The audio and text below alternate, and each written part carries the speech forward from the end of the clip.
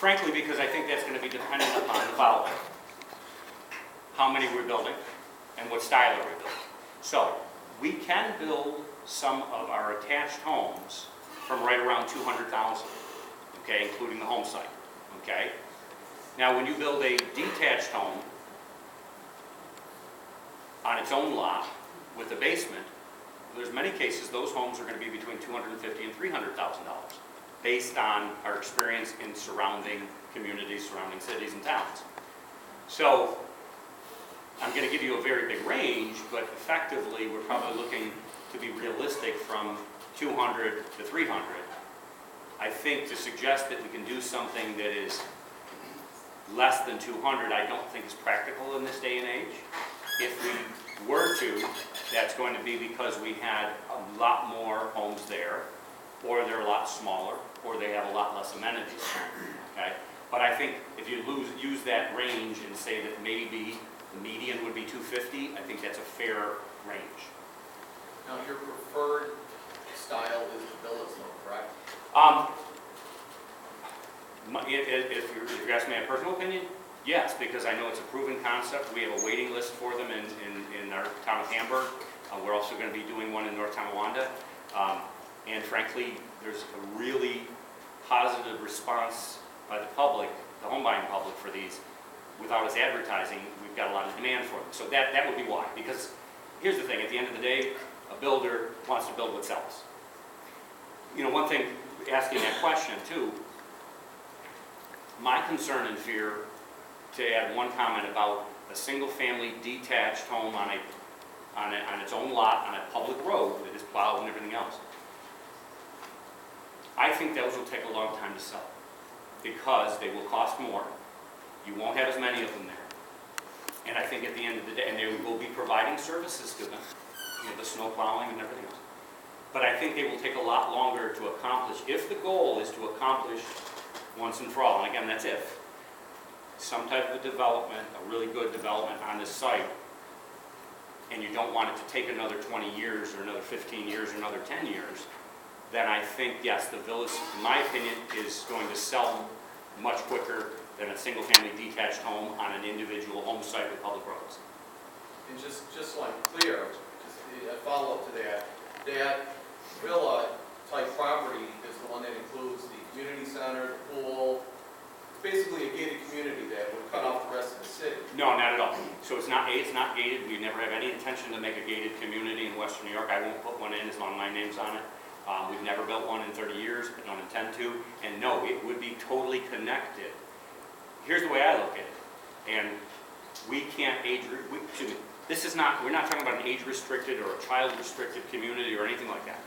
What we're talking about is connecting this through multiple outlets to the existing. I mean, I lived on Fletcher for a while, so, and I believe it or not, you wouldn't know, but I rode my bike and rollerbladed a lot, and I used the bike path and stuff. So to me, the connectivity of this, and a good question, no, this is not going to be isolated. This is going to be connected.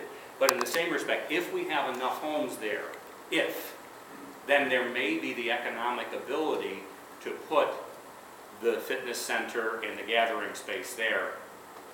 If you're asking me, would that be for those residents? Sure it would, but in the respect that instead of them having a treadmill in their basement because they don't have a basement, they're going to walk down to with a neighbor to the gathering house, and we call it a clubhouse, but it's not really going to be a big one if we're able to do it. Again, Tim, we can only do that if we reach enough critical mass of homes. Thank you. Yes, sir. Okay, I'll go off there. I'll do the first one. I don't want anything back there. All right. When I bought there 30 years ago, when the park went in, they took it from the park. All right, now they want to build there. I don't want to see anything. I think you probably do have very good plans. I will disagree with you though on the people who need to be built. I do a lot of work out there. I'm around a lot. And there's probably some communities that they do have what you're talking about here. But the majority of new builds that I see in Wheatfield are the 4-bedroom homes. Correct. All right. And they're probably close to at least a half-acre lot. All right. And they usually have a 2 to 3 car garage. And two things, if I can feedback on that. Thank you for saying that. And as I said originally in here, I'm not here to say you should develop your property in Tonawanda. And again, if the decision was made that nothing is to be done with that, I would say, good job, whoever makes that decision. I'm here tonight because I was asked to be. I understand that. I understand. In the same respect, just to comment on what I'm saying is that in some of the other municipalities, they have required large lots like Wheatfield. But the consumers have gone to patio homes there or patio homes in Amherst because the consumers don't want the big lots anymore. I'll be honest, you're describing these homes, to me, it sounds like you're describing a retirement community. You know, basically no steps, no basements, I mean, Depends on the people. Which again, leads me to believe that there's no planning for kids to attend schools, so no, we still didn't put anybody in schools. All right, now maybe you got a few tax dollars, but you didn't put any kids in schools. So I mean, this is, You're correct. you know, this is. And I guess that's when we talk about a charrette. I guess maybe the first question is, what's the goal? Is the goal to utilize this property for economic revenue, net tax revenue to help the school district and help the city? Is it for you to have a place for people who would like to stay in the city, who may have outgrown their homes and want to be, or is it to put more kids in the school district? I don't know. Well, I Maybe see, it's a mix. I see it as two things. I'm sure there are certain people that would love to stay in the city, but I also see this as an area somebody saw it and said, hey, this is a great place to build homes. It's going to be our savior. It's not going to be, okay? But they're insistent that it's going to be. And I would agree that building the homes here isn't going to be the savior. But the question is, can it help some of the economic issues in a budget? It would help. Well, you got to clean. Wouldn't hurt. You got to clean house before you go outside. And like I said, I'm not running for office, so on that one, I'm not going to. Yeah, being is that the map's extremely difficult to see you Yes. from here. That's a satellite photograph. Right, so what we did, yes, exactly. Street at the bottom. That's correct. All right, and then can you tell me what the other?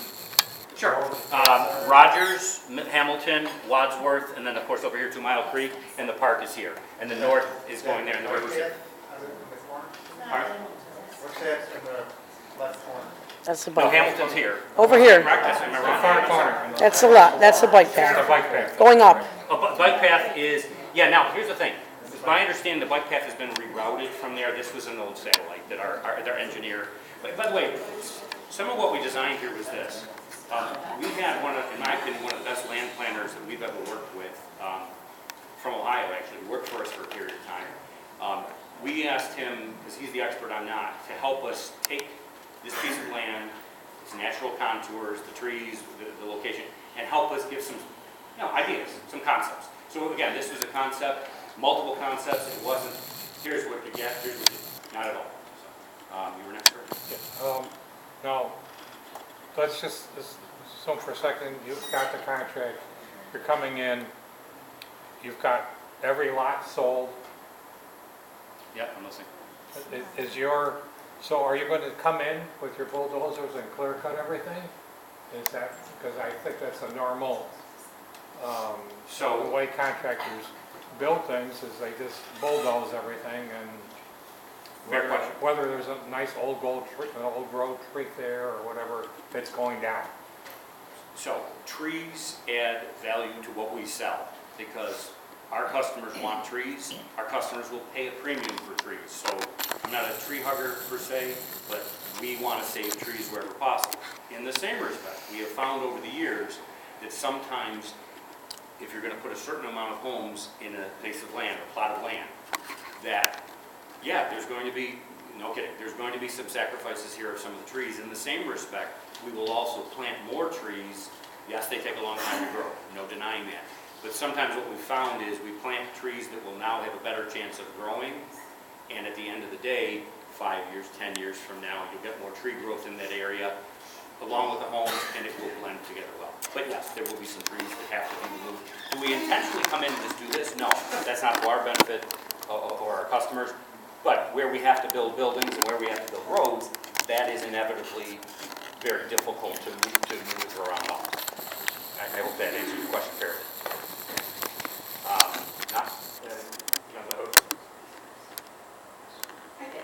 Oh, hi, Joan, how are you? You too. First of all, I'll say that I really kind of don't want houses. I think that there is a limited amount of green space left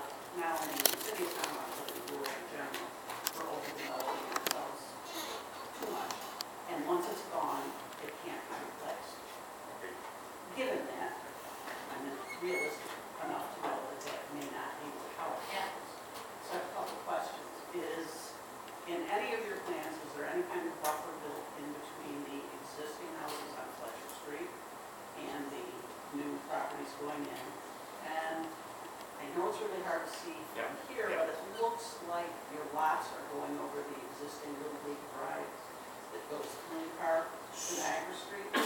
For some of the concepts to work, and a guy, by the way, when I say this guy is really good, this was, he spent, days and days on these, but they were still an overlay, much like he was an artist would do an overlay, okay, tracing paper and stuff. Actually, the fact of the matter is, he started with tracing paper and then he had somebody else do it on the computer, so he does do the old school.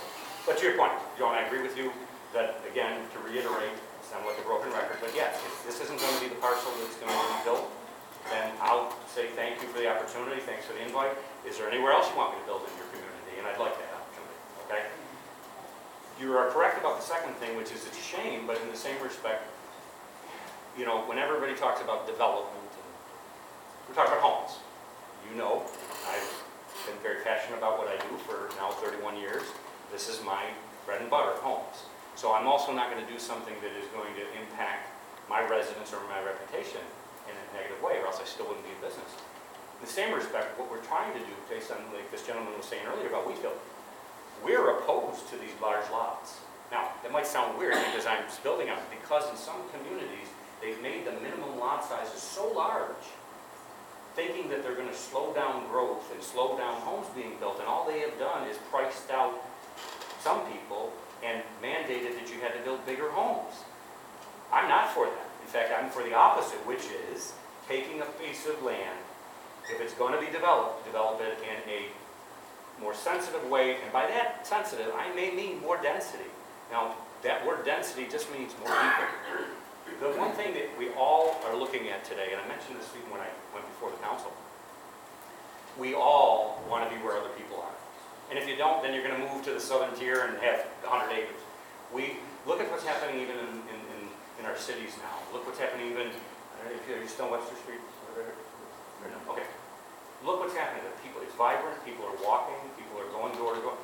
This is what we all want again. It's sort of like old is new again, okay? And I think when you get something that will have a proximity closer to your neighbor, which the city of North Carolina and the city of Tonawanda already have, I think we just got to build on that. Not build the half acre or acre lot, but build the smaller home site that people really want to be on. It doesn't cost as much to build, doesn't cost as much to maintain, the taxes aren't as much, more people can be there, and you get to know your neighbors again. So to the one comment earlier, I don't see this as an exclusionary place. I think it'd be just the opposite. And as far as the buffer. So depending on which housing style, I firmly believe that if there's common space on an attached home that is maintained by a regular fee, so that it's all taken care of, I think that's a better buffer to the residents on Fletcher than having individual homes with backyards buckling up to them where you can have fences and pools and jungle gyms and sheds and God knows what, okay? So I guess I look at that maybe a little differently. I look at it as if the common space is owned back there by the residents who may live in this new street, that by having it properly maintained with the right trees screening it, we could do a better job with the homes that we're backing up to that are currently there on Fletcher Street. So that's a no. No, I'm saying the buffer would be part of our property, and I think we can do a better job of it, as opposed to individual single-family lots that we wouldn't have control over. I'm not sure if I'm making sense of it. What we would do, Just a buffer where it's not part of the developed property. what we would be saying is, well, first of all, there's also drainage. I even walked off, and some people stopped me when I walked back there, and they said, yeah, I'm worried about drainage. I said, well, you have drainage? Yeah, I got a drainage problem now. I said, well, we're not even here. So what I'm saying is we could help solve some of the existing drainage issues, if there are any, that are there now, by allowing those homes on Fletcher Street backyards to drain into our drainage system, which would help them. Then plant more bushes along the back. Yes, to this gentleman's point, yeah, a lot of that's going to have to, the inner part's going to have to go. Leave what can be left and accent what's there. What I'm saying is, opposed to having, because keep in mind, every new homeowner, if you have a bunch of single-family homes backing up there, they can do whatever they want with that space. Which means if they want a pool, will knock down all the trees once they're in their backyards. My comment is, I think the better way to save the trees, if any, in the back, and plant more, is if it's controlled by one group of people as a whole and not 15 individuals. If that makes sense. I'm sorry, I'm not sure who was next. There's one question. Yes.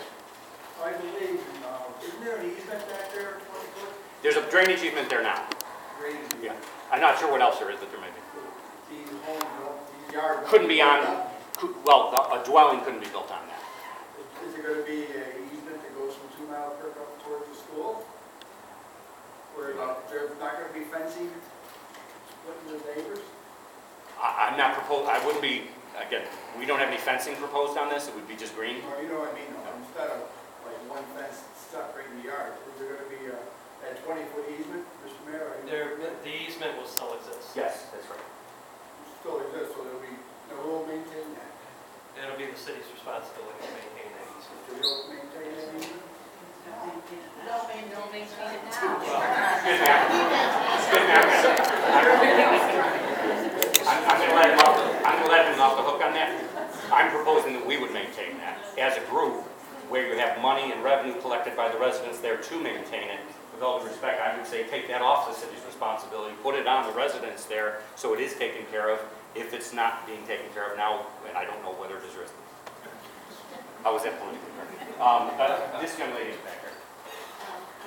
It's true, I understand that you as the developer will be totally responsible for the infrastructure. Yes, what I would propose on any plans is that would be on our cost. I would borrow, I would personally, and this is something a lot of people aren't aware of. When a developer like myself does this, I personally sign for it. I sign my house, I sign my pension, I sign my kids' college education, I sign everything that I have, and I'm fully responsible for it.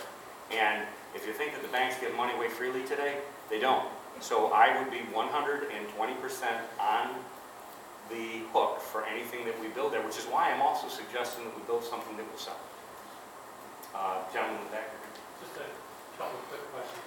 If you build the villas or you build the standalone homes, do any of these require the quote-unquote condo status? Nothing requires anything. If you're asking me if there's an economic benefit for the city and for the sales and for the consumers, the homeowners, to take advantage of any laws that are already in the books, sure there are. And do I believe that they're on the books for a reason in New York State? I do. Would they be? We're not at that point, and frankly, that's why there's a bunch of different concepts. But do I think that would make it a more successful project? Am I willing to show the numbers to that effect? Absolutely. I would be willing to show those numbers because they would sell quicker.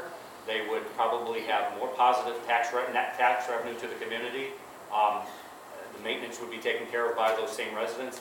I just think it's a win-win-win, and the city would end up having a nice new community that has net positive tax revenue without as many services. But no, it probably wouldn't have a lot more kids in the school district. Now, the flip side of that is, show me another place in the city that I can build some single-family homes at the same time, and we'll do it. And maybe they can do both. You said you would, Did they give you an opportunity to explore other areas? Were you Um, given an opportunity? I don't know that there is another location for this, but for some single-family homes, there's been some other locations that have been discussed. We haven't, I don't even know if the city owns them or how it works yet, but this was the only one, generally speaking, for discussion now. So you haven't looked at any other areas? Oh, we're always looking. We've been looking for 30 years. But not here? No, we're looking here. If you have a place, mention it. so, I mean, I'm not being sarcastic. No, I understand that. Mr. Kowalski here. Yes, you sir. said, you said that you're willing to pay for the infrastructure, and I know you're a nice guy, but are you? Thank you. The feeders, Let's not talk to my wife. the feeder streets of Hamilton, Wadsworth, Rogers, and Little League Drive, if those have to be widened, you're not going to do the infrastructure for the feeder streets. Well, first of all, I'm going to make it. I'm not the engineer, but I don't think they need to be widened. In fact, if I think they're probably already wider than what some new streets are being built as, frankly. But clearly, if we're connecting to roads that are going to be used, then the developer should be responsible for that, not the city.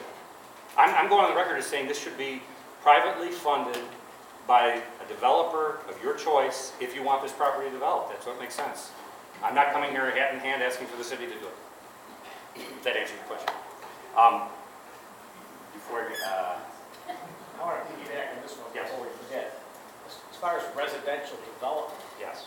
and this is a question for the mayor, I think, is the Spalding site, it's, not a lot's happening there. Is that off the charts for It's currently zoned residential? for restricted residential. However, the stigma that's attached to that property, I think, is a lot like the other properties that have had contamination on and around Western New York that you don't want to even touch it.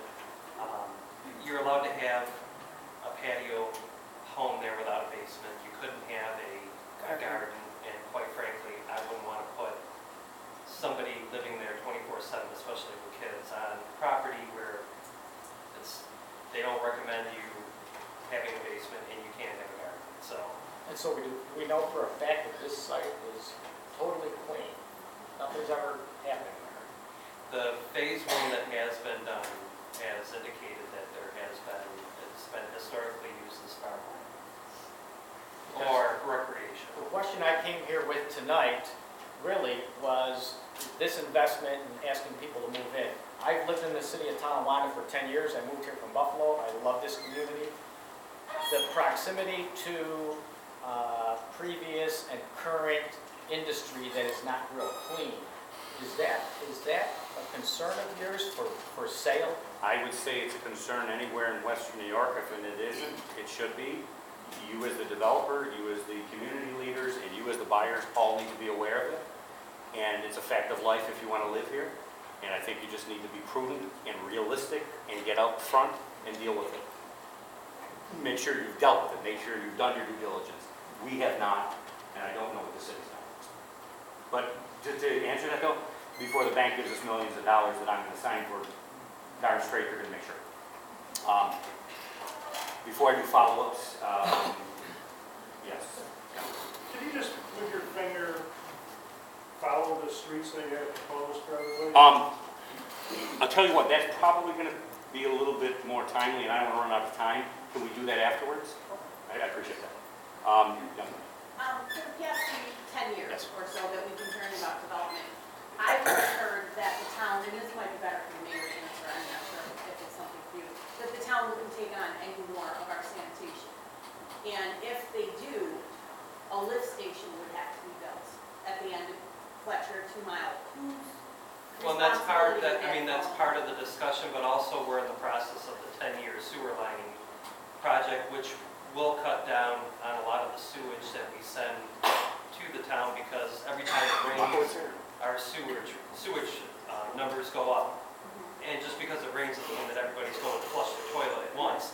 It's because we're getting infiltration and invasion into the sewer system. So once that gets done, it's going to cut down on the amount of, like a better term, stuff that we send to the town.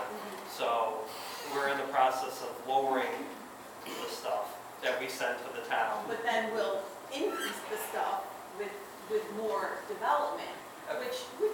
I'm not an engineer, but I wouldn't consider 45 homes as being a tax to our current system the way it is. I think if we were talking about a 150-acre parcel, I think it would be taxing, and our system, from what I understand, can support a fully developed Spalding fiber as well. So, And no lift station?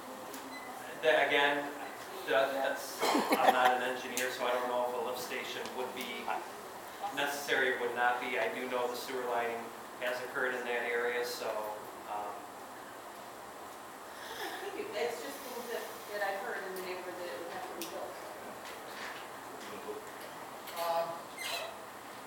First of all, I don't like the idea of an association or whatever. It sets these people apart.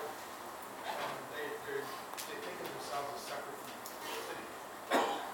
Second of all, you're privatizing jobs, which could go to civil service, could be added to the city's tax roll. I mean, people that live in the city, that have jobs in the city.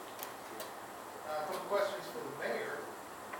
Do we switch the parcel at the end of Rogers there to the school district?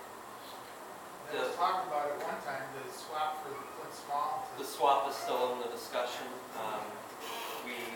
Both the district and the city have paid for phase 2 soil testing. We're waiting waiting for those results to become final and before we each make a decision on the direction that we're gonna head in. Wouldn't Clint Small be a better fit for You development? guys me? For residential home development, I don't personally think so. And to answer your question about the other, you know, at the end of the day, we believe that people who work for the city will want to live in the city, and some of them want to live in a new house. Some of them have talked to me. If you're running an association, you're running a private garbage collection, you're running private maintenance. Well, we didn't Snowplows, we didn't necessarily say any of that, but at the end of the they're day, gonna go to the city then? well, if the city does garbage collection, there's a good chance of that. You know, that again is a whole other issue that, clearly you work for the city? No.